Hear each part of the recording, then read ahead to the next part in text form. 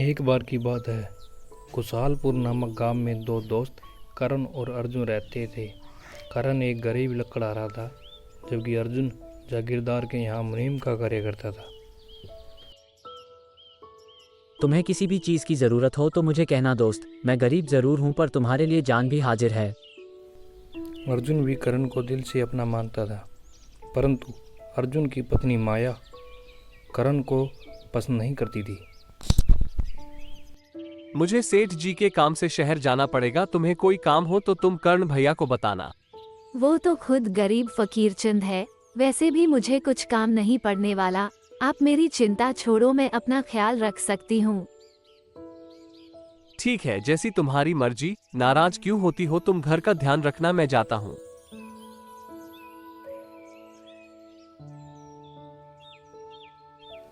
अर्जुन देरी के डर से जंगल का छोटा रास्ता चुनता है। वहाँ रास्ते में उसे एक ऋषि महात्मा बैठे दिखाई देते हैं।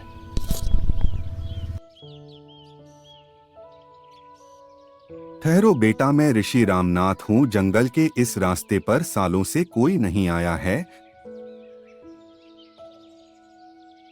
तुम्हारा यहाँ आना ठीक नहीं है।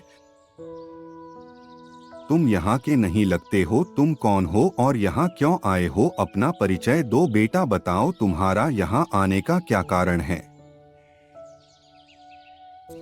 ऋषि बार बार अर्जुन के यहाँ आने का कारण पूछता है। ऋषि के बार बार पूछने पर अर्जुन उसे बताता है। हे ऋषि महात्मा, मैं आपके चरणों में प्रणाम करता हूँ। मैं कुशलपुर गांव में रहता हूँ और वहाँ के जागीरदार के यहाँ मुनीम का कार्य करता हूँ। मेरा नाम अर्जुन है। मैं अपने मालिक के कहने पर ही शहर जा रहा हूँ। मुझे बहुत जल्दी है, इस कारण मैं इस जंगल के रास्ते पर आया हूँ। ऋषि महात्मा अर्जुन से एक बार फिर आगे ना जाने के लिए कहते हैं, परंतु अर्जुन को राक्षसी की सारी बातें झूठी लगती है। अर्जुन को बहुत जल्दी थी, इसीलिए वो ऋषि की बात नहीं मानता है और आगे उसी रास्ते पर बढ़ जाता है। आगे जाने पर उसे राक्षसी मिल जाती है, जो उस पर जादू करके उसे अपने साथ ले जाती है।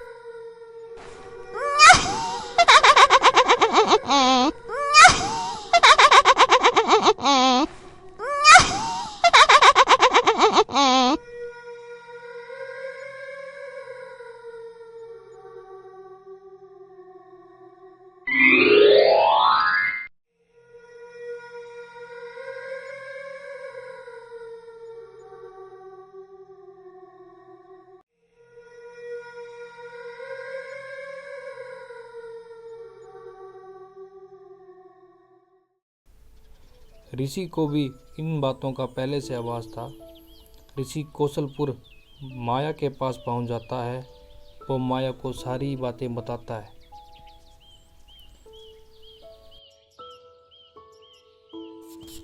माया ऋषि की बात सुनकर गांव वालों से मदद लेने पहुंचती है, पर राक्षसी के डर से कोई भी माया की मदद को तैयार नहीं होता है। थक हार कर उसे करण की याद आती है, जो लकड़ी लेने पास के मैदानों में गया होता है। माया करण के पास जाती है और ऋषि की बातें बताती है। करण उसी समय ऋषि के पास जाता है और उससे राक्षसी को खत्म करने का उपाय पूछता है।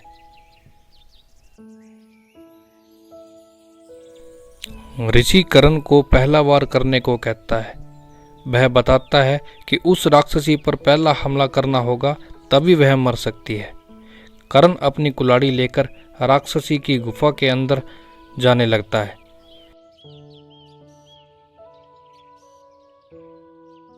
वह गुफा में देखता है कि अर्जुन बेहोश पड़ा है।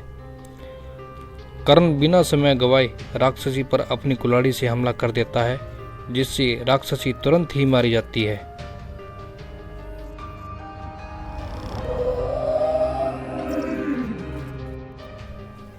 करण अर्जुन को लेकर गांव में आ जाता है।